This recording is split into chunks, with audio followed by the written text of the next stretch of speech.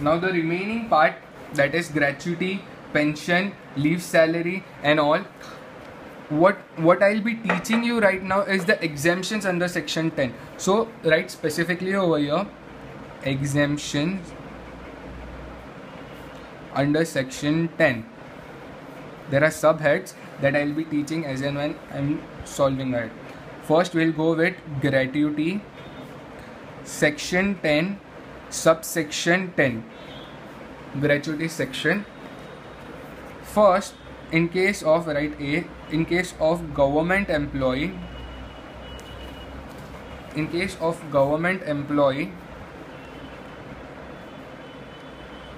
gratuity is completely exempt. Gratuity is completely exempt. First write all this, then I'll explain what gratuity is to you all. What gratuity is and how to calculate gratuity to take it in the income statement of income from salary. Second, in case the employee is a POGA employee. What does POGA means? Right, Payment of Gratuity Act. What does this statement means? Understand now. In case the employee is a POGA employee means the organization is covered under the Payment of Gratuity Act and such employee is also covered under the act. So how to calculate the exemption for such employee is given under this head. In case the employee is a POGA employee. First, 15 there is a formula for this, 15 upon 26 into latest salary per month into number of years of service completed. Please write over here, more than half of the year will be taken as rounded off to the next figure. More than half of the year will be rounded off to the next figure. That is example. Write the example. If 5.7 years, then it will be taken as 6 years. Okay, only in case of a POGA employee. I hope this is quite clear to you all. Second, amount received. Third, maximum 10 lakhs. Whichever is lower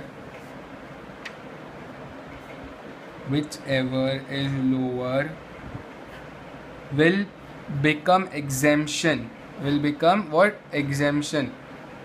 So how to solve it in the exam? In the gratuity head, write gratuity in the inner column, how much you have received. If you have received 15 lakh, and from this calculation maximum 10 lakh. So let us take exemption maximum 10 lakh. If you have received 15 lakhs less maximum exemption, that is 10 lakhs, 15 lakhs minus 10 lakhs comes to 5 lakhs. So 5 lakhs amount of gratuity will be only taxable. I hope this is clear to you all. Okay, so this was the case of POGA employee. Now we'll see the case of, no wait, I forgot to write something, that is latest salary per month. Latest salary per month. Latest salary per month is equal to latest basic, I hope this is clear, basic salary per month plus latest dearance allowances. Only this much, no turnover commission. Okay, so this is latest salary per month. I'll give you time to copy, so just don't worry. Now let's see the other employee, the third case. In case of other employee, other than government employee, that means other than government employee and the POGA employee. So in case of other employee, how will be calculated? First, half into average salary per month into number of years of service completed. No rounding off. Please write no rounding off. Here in POGA, you have given an opportunity to round off. See, rounded off will be rounded off to the next figure, but in case of other employee, no rounding off is available. Second, amount received. Third, maximum 10 lakhs. Whichever is lower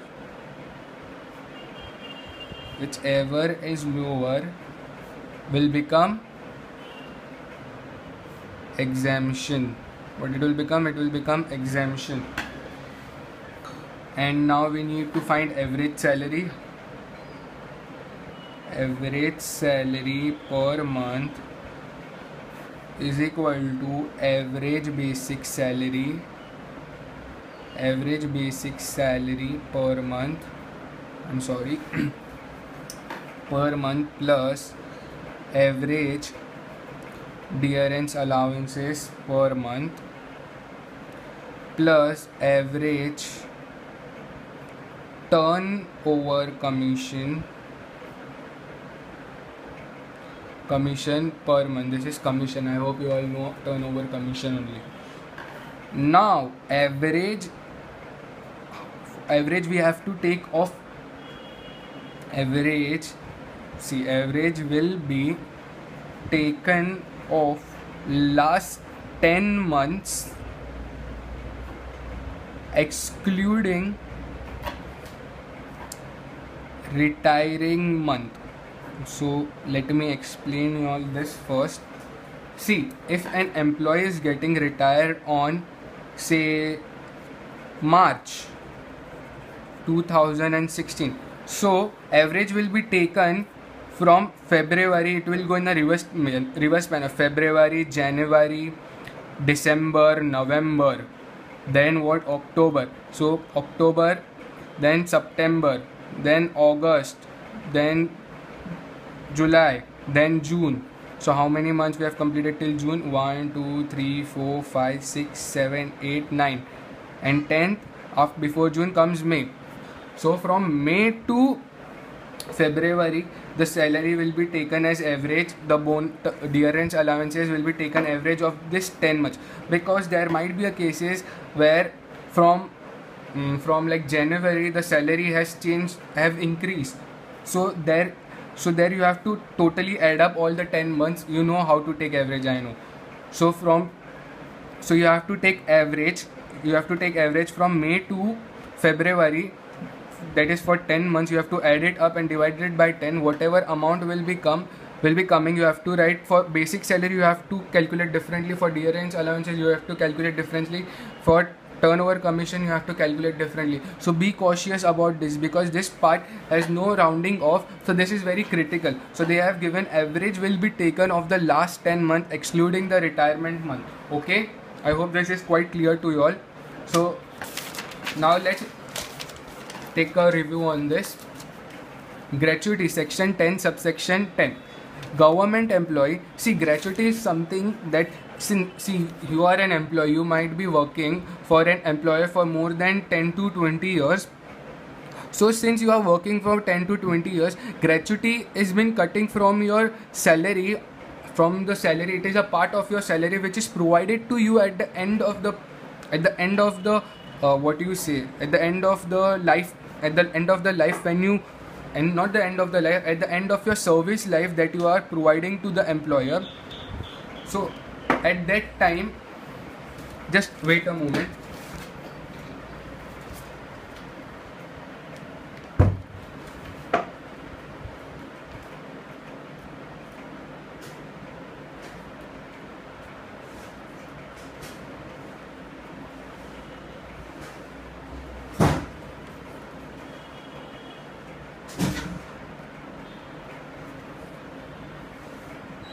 I'm sorry, I'm back.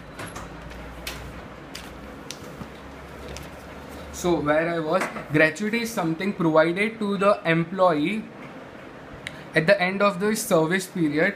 So since he has been working for 10 to 20 years, so that whatever amount that have been reduced from his salary, so a sum gets accumulated, say around more than 10 lakhs. So that's why they have given maximum 10 lakhs. The sums get accumulated more than 10 lakhs. This, whatever this section 10 is a exemption section. You have remember section 10 subsection 1 agriculture, it is completely exempt. Section 10, that HUF part, then section 10 subsection 11 and subsection 12 provident fund part, that I have already taught you in this chapter only. I have given you the chart. So section 10 is an exemption section, always remember that. See, section 10 is always the exemption part. So whatever the amount the employer receives, this section 10 subsection 10 gives the exemption, how much amount of exemption will be available to the employer. Since this is the calculation, see how in case for a government employee, gratuity is completely exempt. Whatever amount he receives, I want you all to firstly please copy it, then only I'll explain you, because you will have a written note in front of you, then I'll explain, you'll understand also. Please pause the video and copy.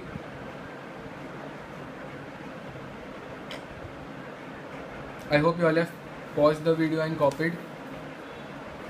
Please pause the video and copy.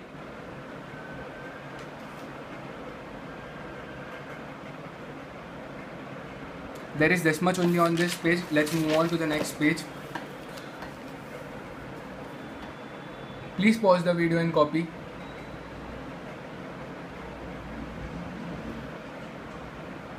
I hope you all have paused the video and copied. Please pause the video and copy the remaining part.